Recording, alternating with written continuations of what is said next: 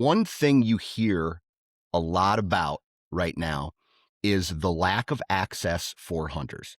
And now there are programs out there like the R3 movement, which helps. What are the 3 R's? It's recruit, retain, and reintroduce Yeah, I believe. hunters onto the landscape. Well, if we have those programs and that's great, and maybe you even have the access for them, a lot of these programs will go 2 years, right? But you let them out into the wild and they're past their 2 year window where someone finds ground for them. How many of those hunters are actually sticking around because they have found access? And I'm using Iowa as an example where even hunters who have been hunting as long as I have are having trouble finding ground to hunt unless you're willing to pay for it. Right. Right.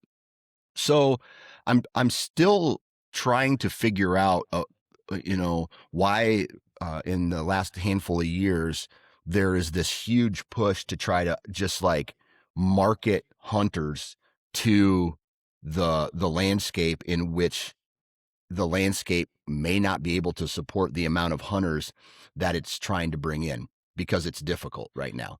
Does that make sense? Or am I just Yeah, no, rambling? it makes sense, and I think part of that is the one of the roots of all evil, and it's Mhm. money. I mean, Yeah. money dictates a lot of things, and people love control, and people Mhm. love money. I think for me, looking at it is, when I think of introducing somebody into hunting and trying to bring in some more conservationists. There's an act of teaching, and I'm Mhm. going to use a simple pun today. With teaching these kids different avenues with it. My goals for my kids were to simply introduce them into hunting. Mhm. Okay. And then once we've sat in the blind or tree stand enough, and then they've seen enough deer, now they've had the opportunity, and then they can make the choice from there.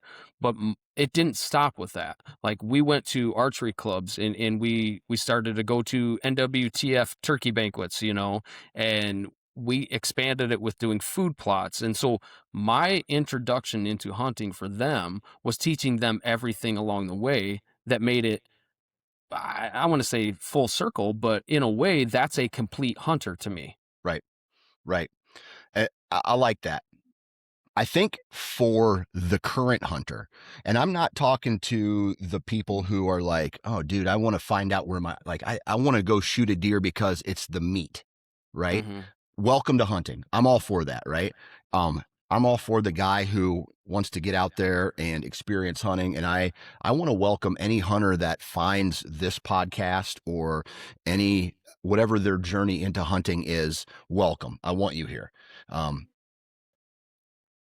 for me, I think that means something different because I am already a hunter and I have children who are interested, children and friends who are interested in it, or not friends, children and my kids' friends who are interested in it.